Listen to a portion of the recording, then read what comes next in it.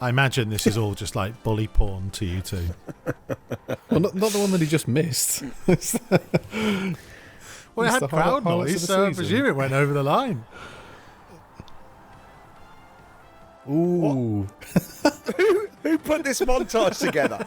A really weird choice of montage. Smack.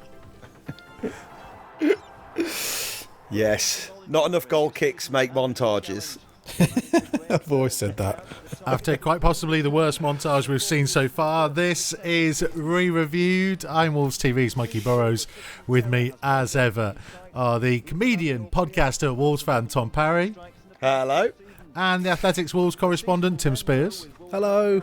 And we've gone right back to 1989-90 when I was 5 years old. Wowee.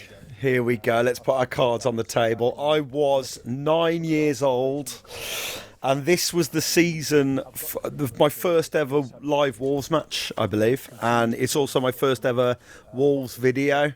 So this takes me right back to childhood. I was 4 years old, and I'm with Tom on the video. I don't remember anything from this. In fact, no, I hadn't been to a game at this point, but this was my first video as well. Yeah, love this video. It's a beautiful thing. Yeah, absolutely. Just it's that kind of it's taken me straight back there immediately. I think my first ever Wolves match, I think it was this season, was when we beat Portsmouth 5-0. So I think that is this season. Well, this is going to be really interesting then, because I don't pretty much remember any of this.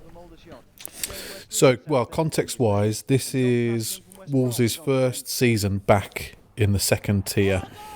After back-to-back promotions. Back-to-back promotions, which of course followed many successive relegations. So they're finally back almost back in the big time. Bully's just won his first England cap in May '89. I mean, I know I overused it in the last season review, but be prepared for me using the word pomp an awful lot in this season, because Bully is absolutely, safe to say, he's in his pomp. Oh. So is he, whoever that is. Whoa. Well, I mean, to be fair, he just scored 102 goals in 2 seasons, didn't he? Yeah. He's in the absolute form of his life.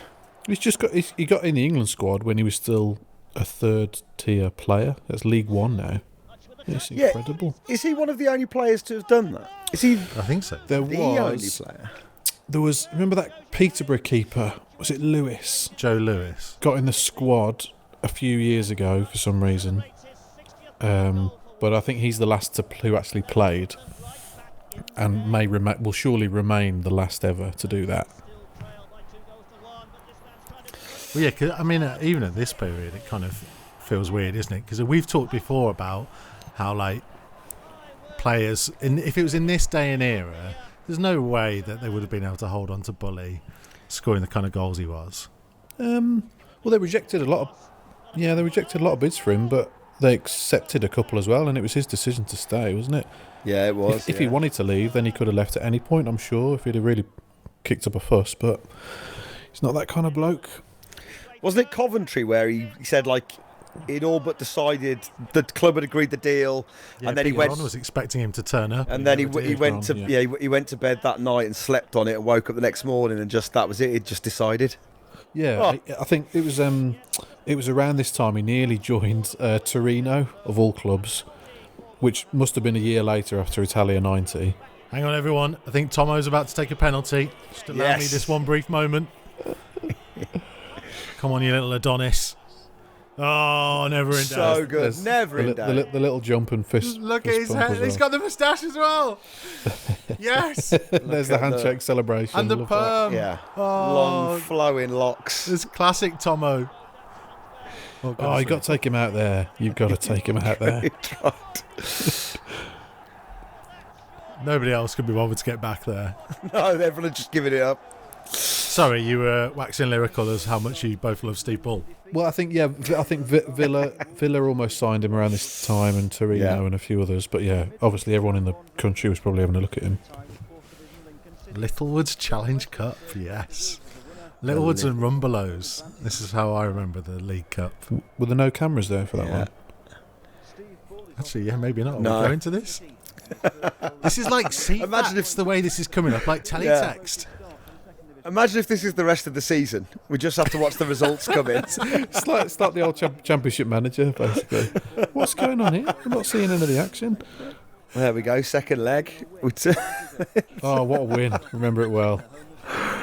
Yeah, we'll never know how good those goals were. Oh, See, Robbie Dennison could legitimately just tell us that he took on 5 players and backheeled it round the keeper, but no one will ever know.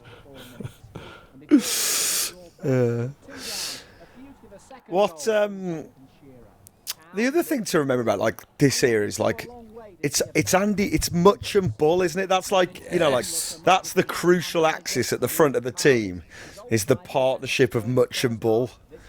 Absolutely incredible watching them together. who was that in the suit? That was Lou Macari, I think.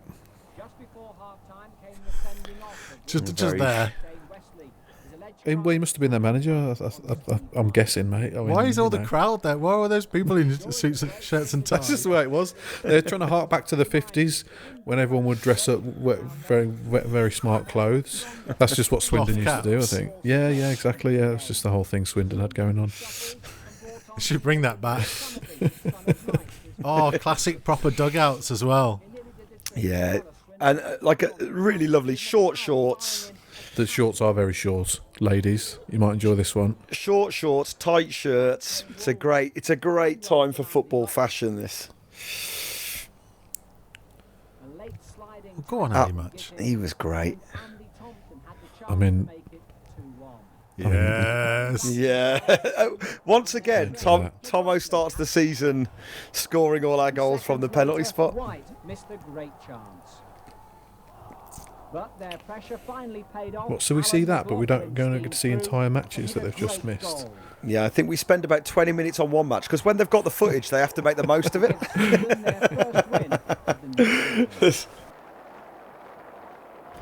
Maybe there just wasn't a camera at those games. Yeah, probably not. Probably not. I think it was Shearer scoring for Swindon there. These Shearer? No, I don't think so. I don't think so. City comes next. Another disappointing result. It's only Wolves' second Oh, point. I out love of a these possible teletext 12. graphics. At home to Brighton, then Wolves are still looking for their first. Oh, we still Reminds me a haven't little won. bit of sensible Gary Bellamy soccer. starts his first Oh, I match love in the shadow on the day. team name there in the Phil colour. That's Sharp. brilliant. And it's gone in, oh my word! It looked like the cross was going wide. A mistake there, surely by Tony Lange. Tony Lange. Wasn't Lange. It was Lang, wasn't it? It was Lang, wasn't it? Was it? Tony Lange. Oh no, Ali Robertson. So it's easy to forget what the Molineux was like at the end of the 80s. Yeah. You can't really call it a stadium, can you? I mean, not God, at look at all. that. I mean, and that stand, no one was allowed in that stand. So you were only allowed in 2 stands during this season. What you can't see is the camera, the stand the camera's in. That was derelict as well, basically. That was Good. Graham Turner used to stand on the scaffolding. Do you remember? That's right, yeah. So only 2 sides of the ground are in use, and one of those is the South Bank, full terrace. So there's it's got one person on it at the moment. Yeah. One and the other stand, which has got seats in. Okay, great. Except that they're red seats instead of gold. And it's miles away from the pitch. Miles away, yeah, the John Island stand. So it's the John Island and the South Bank. That's it. It was a really weird sight, the Molineux back then. Oh yes, this is classic football. Oh, look at Tomo. So hang on, Like a is young that, Kevin Keegan there. I know you and Tomo get on really well and you like each other, but you do fawn over him in quite a lusty manner, I must Mate, say. have you seen that perm?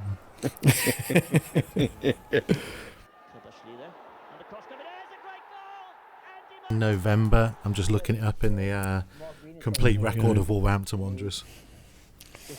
Just inside their half, and he's yeah, because I remember a Bully interview where he was talking about like, or it might have been in his book maybe, where he talks about like the best players he's played with, And like he puts Paul Cook right up there, I think. Like Yes. he talks about Gascoigne being next level, like we're finding him, but he also sings Paul Cook's praises so much about like just how skillful he was at picking him out.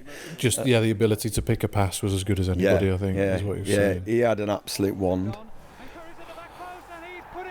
I think he also fitted into the culture, shall we say, that the squad were enjoying during this period. What was it? Was it Tuesday afternoons? Tuesday That was their big nightclub. one. Tuesday nightclub. That Tuesday was it. club. I think they had Wednesdays off, so they'd finish training on a Tuesday and basically go out partying until Thursday. Oh wow, it was a different time, wasn't it? It was a different time. Well, like you were saying earlier with the training ground, yeah, they did used to. For people who don't know, they did used to train on the car park, as in what is now the Stan Cullis car park. Yeah, I used to go and watch. So my dad would take me down there, and we'd just like be stood on the car park. Out they'd come, and it was like gravel. It wasn't like a tarmac car park. Yeah, they had to move cars sometimes. And they'd to have move the room cars. to train. Just start training on the car park, and you'd be there watching them, and then you'd be able to get all their autographs while they make their way to their car. It's amazing. I had a weird this season because my dad's from Birmingham, so my dad's a Villa fan. So he spent the first when I was about 7 or 8, all the games that we'd go to were at Villa Park. He was trying to get me to be a Villa fan, but it just when you realise you can start going to the football and it's down the road and stuff, like it was Wolves all the way for me. So he took me to watch the Wolves train, and I got the whole team's autograph, but in a Aston Villa autograph book. So I've still got it at home. I've got an Aston Villa autograph book with the Villa crest on the front, but it's full of the Wolves players. That's like a genuinely unique piece of memorabilia. Yeah, it's properly weird. Obviously I folded it over so they didn't see what I was getting them to sign. But it is like, I've got I think it was Venus, Robertson, obviously I got Much Bully, Dennison, Tomo, all in this Villa autograph book. Brilliant. Why do they keep interviewing people in weird positions? Yeah, you can tell they didn't have much of a media team at this point because they've tried to. They haven't really thought about the location, have they? You've got the little. Well, sadly, that's the most attractive place that they could find in the Molyneux. Yeah. They were like, let's get a nice background, shall we? Yeah, they thought about doing it in front of the red seats in the John Island, and they were like, "No, we'll take the wall." Well, do you remember if you ever? I know Tim watches a lot of the Premier League years. If you watch those early ones, there's no real such thing as an interview board. No. There's Hang on, loads of is interviews this- of Big Ron and Brian Clough, with headphones on, just in the tunnel. Is this your first game, Tom? Yeah, this is it. Yeah. Wow. It's Oh, the first goal was a beauty! What a hit! that's it. But you got the limbs for that one love from at little first Mr. sight. Parry. So I'm somewhere near the halfway line in the John Island, stand lower. Oh, There you go. Venus from distance.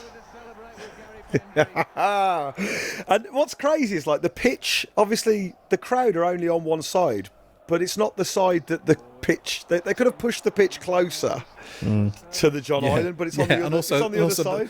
The sun is in everybody's eyes for the whole Yeah. game as well in John Island. Once again, Robbie Dennison. Well, almost There you a go. copy of the first goal. Terrible. That was as awful as the first one. Yeah. And then I'm sure Bully scores a couple. Yes, that's the one. I mean, That's come classic on, Bully. that's the one. He just leathers it, doesn't he? He just puts his laces through it. The camera isn't even on halfway. It's hilarious. Yeah. A lovely ball floated in there for Bull. Oh, what a Wallop. super Oh, finish. is this all in That's the it. first half? Well, Yeah, I think it is there. it's a real. They've all been the same way. afternoon. A lovely ball played inside by John Paskin to Keith Downing. And So he there you was go. Love at first sight. gorgeous. So watch Bully score twice. Beautiful. that must be second half because they made two subs. Look, Bang. Oh yeah, good spot. Good spot. You can tell you're a commentator. And that's 10 points out of the last 4 league games. A look at the league table shows Wolves have moved up to 12th place After 9 matches, These graphics are incredible. That hurts my eyes, that is. Yeah, look at this. I love the shadows. Amazing. There is a lot going. It's like a magic eye painting. Yeah, can you work out where Wolves are on the table? So hang on, is this the one where Bully gets knocked out? Yeah, by Nigel Spink, I think it is. You know, So I was here tonight. I was here for this one as well. If it's that one, I think it is. Oh, is this the story we've talked about before of him it is. Yeah, the one waking where up in the ambulance? Bully goes up for a header. Spinks punches him in the head. The ball goes in. Bully wakes up in the ambulance and asks, "Did I score?" that's the story. The League Cup, eh? Oh man, alive! It's really good to go back to watching football from this era. Because Villa would have been like in and around Europe. Bang! Look at that! Oh. Look at that! There you go. He scored. I don't know whether he knows anything about it. Clean out. So, I mean, it's heroic, this stuff. Look at this. Yeah. Ah. Bang. It's a straight 3-3 down. Bully. See it again. a valiant effort, but Steve Bull's 5th goal in 3 games is not quite good enough. Villa go through to round 3, winning 3-2 on aggregate. 22,000. That's not bad for 2 stands. No, that's it, they're full. South Bank though, wasn't it? South Bank. Back in the day, terracing, massive. Yeah, absolutely. Yeah, and it's important to note, I suppose, that Sir Jack was just buying the club. I think at this time. Yeah, I think Sir Jack was 1990 when he came in. Yeah, and that's when Molineux started being rebuilt. So the North Bank was first from memory. That friendly against Villa in 91 or 92. I remember when that was opened, and then they did the Billy Wright, which the Queen opened, or she opened Molineux or something, in the South Bank. Right. And the John Island stayed exactly as it was and remains that way to this day because it's so good. If it ain't broke, don't fix it. It got new seats at some point. Yeah, finally. Yeah. The sad thing about those red seats is that there must have been a conversation with somewhere where they'd have gone, can we get the seats, do you mind, can they be yellow? And they went, nah, that'll cost you an extra 200 quid. And they were like, that's fine, just keep them red. Like they must have had a chat where they've gone, and how much to make the seats, like, you know, didn't they get them from somewhere? Weren't they second hand? Yeah, was it Wrexham? Oh, was it really? That's a bit like the lighting rig at the Civic, isn't it? It's donated by Blur. Do you know that story? Yes. Yeah. Like they always whenever I'm at the Civic, someone always tells me that story. Like, do you know that lighting rig? Yeah, I know. It's from Blur.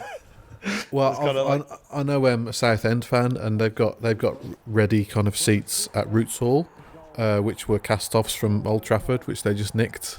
Oh, really? Yeah. So they've got some red seats at Southend.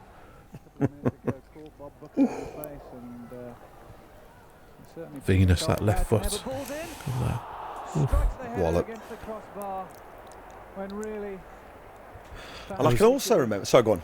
I was just going to say, I was trying to do some research on the seats, and there's an article here from The Athletic, but I haven't got a membership, so I won't be able to read it. Have you not? I thought you were going to do it. Yeah, Pat Quirk mentioned to me, the Wolves historian mentioned it to me a little while back. I can't remember what he said now.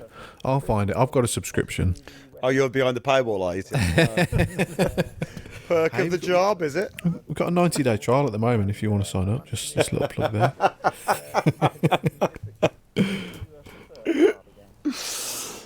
So does what's the story behind the pitch being so far away from the John Island? Because it was a proper chunk of turf between the seats and the ground. Well, they were going to move it, weren't they? Because what's now the Billy Wright, the old Waterloo Road thing, used to be really close to the road because all the stories of like people poking their head in the dressing rooms and stuff as they were walking past. Yeah. So there was a load of stuff, wasn't there, behind the John Island that they all kind of knocked down and moved it across. I can't remember what was there. Oh, and a great save by Mark. It was a great save. That was a marvellous instinctive But yeah, those kind of late 70s plans where they're like, we'll shift everything over. Back across. Barham plays it in. And then it just kind of stayed that way. Well, ran out of money, didn't they? Yeah. Wide, in fact, who got the last touch. Spent it all on Andy Gray. Barham shot turned away. It's true though, isn't it? They got all that money in for Steve Daly and didn't really have proverbial to pee in. And Bang.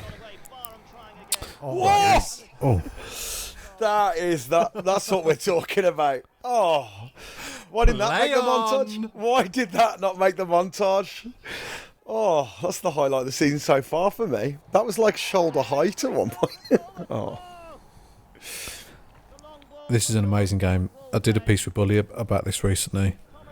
The limbs at the end of this game are phenomenal.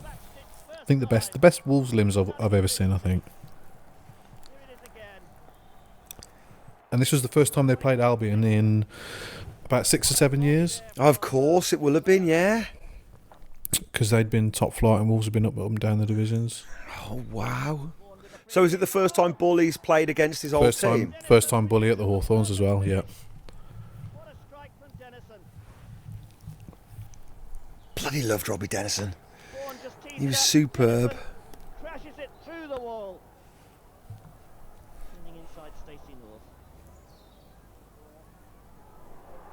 Chance here. Oh, and another good save. It's there. Andy Much has scored.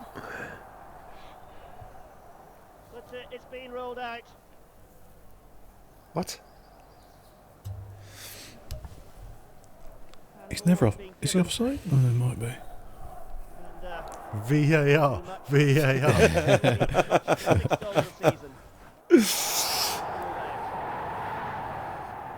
A penalty. Oh, just Never. 10 minutes left for play. And West Bromwich Albion. Where's the ref going? I know he's skipping off there. Is this Tomo? Challenge Yeah, from Andrew Thompson. that's not a pen. Never. No way. So it's Bernard McNally to take it. Mark Kendall, he's been in superb form. What can he do here? McNally's. Oh, and a great save! Huge. That's an amazing save. Down. Touched it round at that left-hand post. Oh, That is a great save. to be really honest. good. Spirits. Oh, there you go. Andy Much. Cross the ball. Ball shoot. It's there! Look at those that. limbs. It's That incredible. wonderful culmination again. But oh, what a lapse by the Albion defence. You can't allow a player of Steve Bull's stature that much room in front of goal.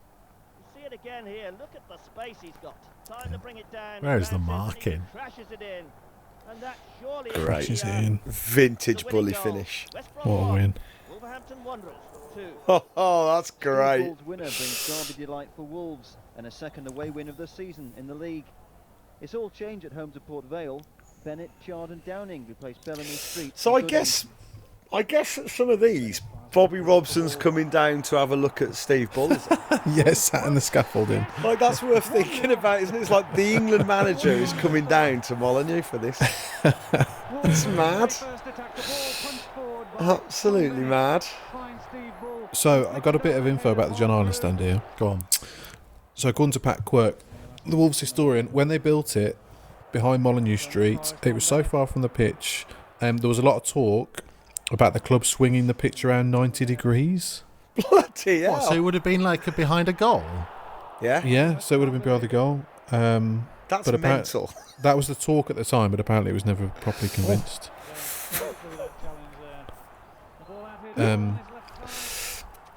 But yeah, there's so much history behind that stand. I mean, like I say, it almost bankrupted them, and then remained throughout the decade as this kind of looming red sphere. Because I did a Wolves Sports, like a holiday club, and the culmination of it, we were like at Aldersley, and then the culmination, we got to play on that little strip of the pitch next to the Molineux. They wouldn't let us on the pitch. So you have technically played at Molineux. Played at Molineux, yeah. There's a picture of me at the foot of the South Bank with a certificate. saying I'm a footballer. But yeah, you weren't allowed on the actual pitch itself. The certificate says I am a footballer, does it? It tells me that I'm a Wolverhampton Wanderers official. I'm an official footballer. I'd love it if all players got that when they're like signing their first contract age 17. You are a footballer now.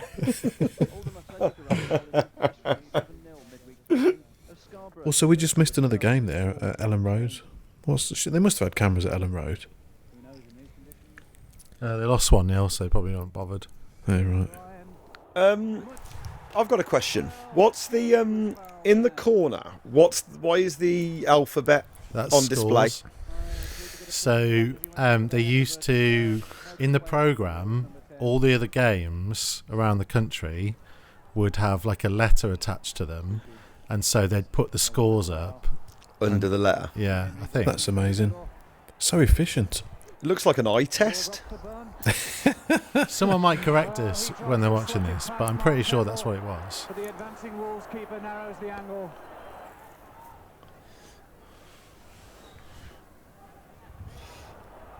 Bellamy. Because obviously, like, there's no Handball. playing handball. Surely, yes. There's no like. Crystal. I mean, mobile phones existed, but nobody had one And his hand went up. No. because he would have needed a briefcase to carry it around. Illegally. Mm. And Ray Lewis was right on hand. to Little- excuse the pun to award the penalty. But having escaped. So one this, because this is the thing, like when I first, because I distinctly remember when you first went to a game. Just going to gloss over that. When I first went to a game, like you didn't know what was going on elsewhere unless someone had a radio. Yes, you'd often see people with radios attached to their ears. The ref's letting him have another go. Look. Referee Lewis warns the Oldham players to stay outside of the area. Yeah. Much better. Much better. The same spot, but a little further out of the reach of Andy Rhodes. Ritchie. Holden. So did Oldham went on? Did Oldham go up? Because They must go up this year, yeah. I was going to say I remember Oldham being a No, not this first year. division team. Yeah. They went on. They had a spell in the first division, though, didn't they? Before were They're- they at the birth of the Premier? They were, yeah, and they reached a couple of FA Cup semis, I think, as well around that time. Yeah, against United. That's right. Yeah. 22 yards from the Oldham captain. So they were on their way at this point. Must be like the season after. And I guess Wolves thought they were on their way as well because they'd had successive promotions.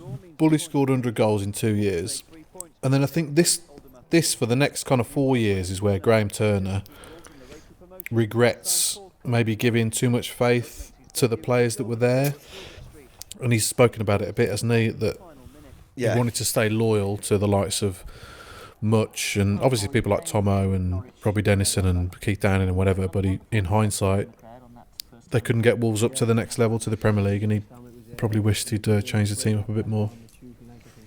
Yeah, it's a tough one, isn't it? Because I mean, like, what an insane achievement this squad did. Do you know what I mean? Like to have back-to-back promotions and then be like a team, you know, that put themselves amongst it in this league. Like and the squad mentality must have been fantastic. And I think it's what Bully talks about. Is like it's what he felt like that changed when the new players came in because they didn't have that same. when they started spending $1 million on Tony Daly in a few years' time and exactly. Steve Froggatt. That's when they lost that team spirit, and that was a big problem throughout the rest of the decade, wasn't it? That they had all these players, but they lost the team spirit. Yeah, that's it. So that's kind of the challenge, I guess.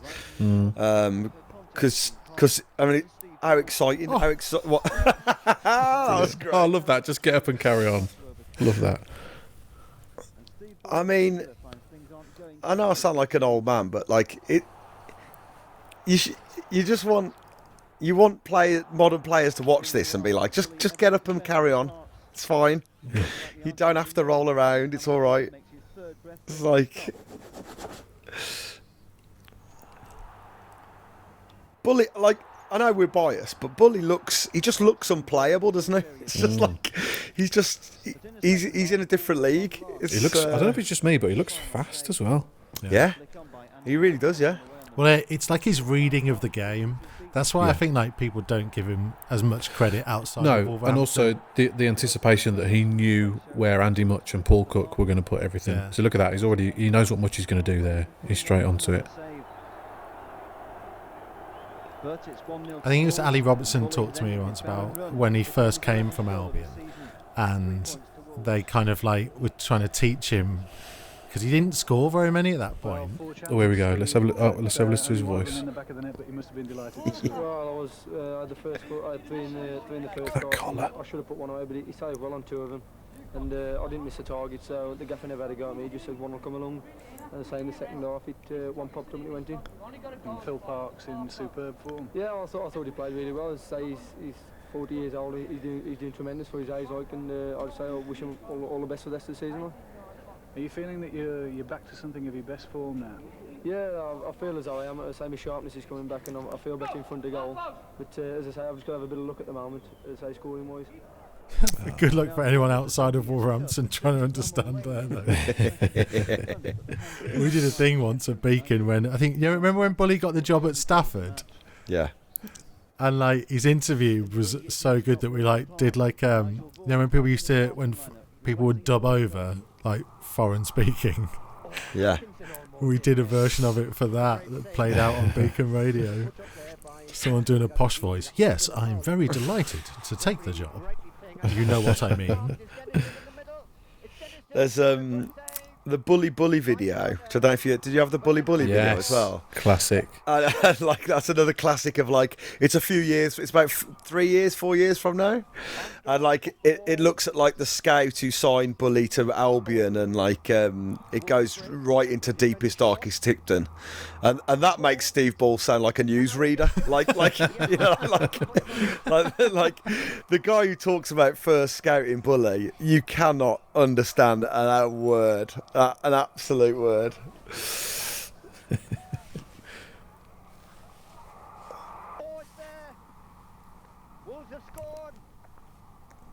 Handshake, off we go. Why is there a dugout behind the stand there? They were going to rotate the pitch 90 degrees, but they never got round to it.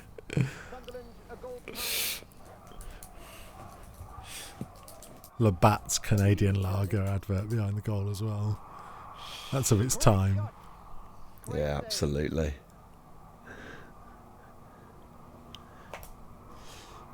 Who goes up this season, do we know? I love asking that question. Yeah, so can I guess? I've got it here on the on my Wolverhampton Wanderers complete record. I would guess Leeds. I know we saw them briefly earlier on the screen. I would say Leeds. Yeah, Leeds are top. So they don't show the match where we go and play the guys who go up as champions. No, lost Leeds. 1-0, forget it. Leeds are top. Sheffield United second. Newcastle were third. I played a year and a half in Canada. So was the playoffs that year? There must have been. Swindon and Blackburn make up the rest of the top five, and then Sunderland was sixth. But I don't know, I can't remember because the playoffs wasn't. Not West Ham. No, West Ham were behind Sunderland, then Oldham, then Ipswich, then us. Spoiler alert. Well, there you go. You asked. Well, I didn't ask, but Tom asked.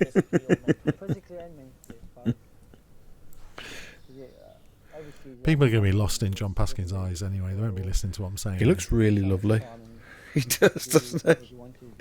And Canada was a bit, North American League was a bit more, but not as hard as well.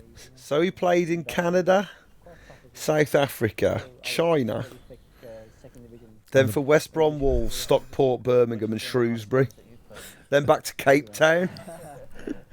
What a career. He wanted to do an tour of industrial England. Yeah, that's it. Like yeah, he's got Canada, China, Norway, but then when he comes to England, he only plays for the Midlands teams really, and then heads out. See, how did that happen in the days before agents? How on earth do you find yourself in China and South Africa, and do you just travel to those countries and turn up at a somebody who's like played in English football ends up going there. when we used to do commentary on all the teams, I spent a lot of time with a guy called Pat Hurd, who was part of the Villa team in the 80s and stuff. And he tells a story about going to play for Brunei and like hanging out with Elton John and the Sultan of Brunei. Yeah, right. It was like because there was one English guy ended up becoming the manager, so he like ended up going out and playing there. Him and a kid that was on loan from Blackburn. Great. Said they got catamarans to go to games. Amazing.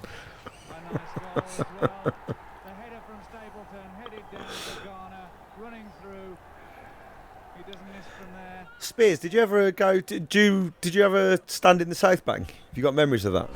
No, never did it. No, always a John Islander. I was A John Islander. Until they built the Billy Wright. What about you? Yeah, a few times. Like the next couple of seasons, I'll have been. I can remember taking a milk crate to stand on. Yeah, like my dad bringing a milk crate with us. Hang on, how did you have a milk crate? It's a good question. Where did the milk crate come from? My dad's not a milkman. Where did he get a milk crate from? And we'd travel to the ground on a milk float. Have I dreamt this? The Sultan of Brunei was there, Elton John. No.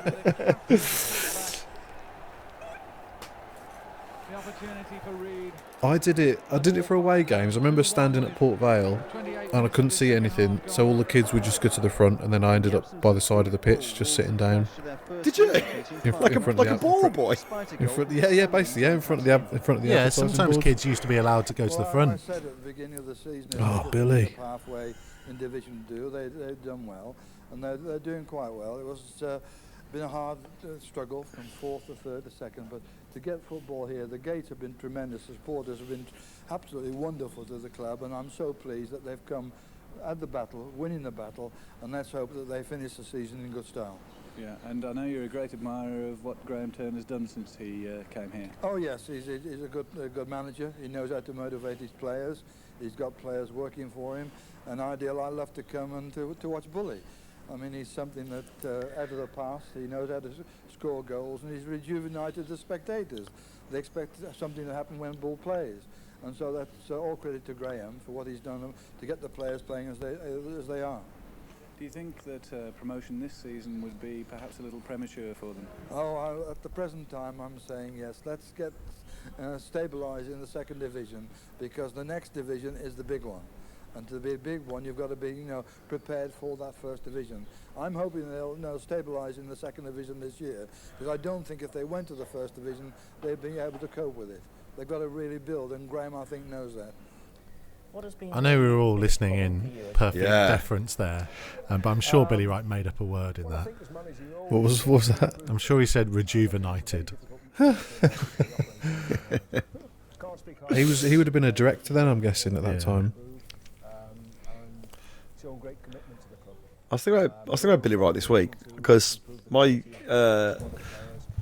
parents just took us to a Baptist church down the road from the Molyneux, and when we were growing up, and I remember talking to like the older people in the church, and like their big thing about the church was Billy Wright had been there a couple of times.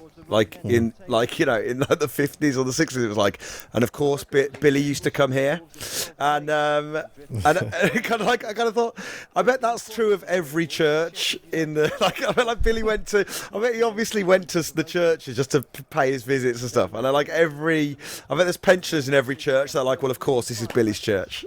Because it was like it'd just been there a couple of times. I was thinking about the scenes from the last season re-reviewed when we were watching his funeral, and like the impact that the man had on the city. It is like incredible. I just think there's an entire generation of Wolverhampton pensioners who are like, this is Billy's church. He came here once. Very well plays it nicely inside for Dennison. He tricks his way through. He's having his shirt pulled by Coleman, but Ref. keeps going, and will he get the penalty? Yes, the referee has awarded it. Well, I think Dennison had turned the Borough defence so many ways they weren't. Imagine sure how many where he was restaurants going and to go. shops there were with pictures of them. Yeah. Billy Wright in them. Exactly right. Yeah, that's it. Billy Wright shops here. Thompson it'll be against Poole. Because the same way every time, Tomo. Tried and trusted. Yeah, I fancy my chances now.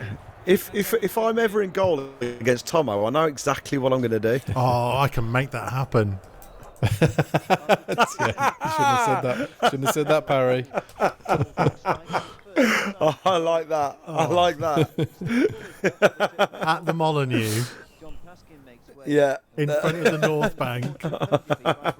I'll bring my certificate saying I'm a footballer. So they'll let me on the pitch. Bully is left in the clear by an unfortunate stumble by his opposite number, but John Kelly makes the save. The match is played at a hectic pace, and next it's a slip by Mark Venus. Oh, Mark. For a shot against the Wolves crossbar. Look at the shape on those goals.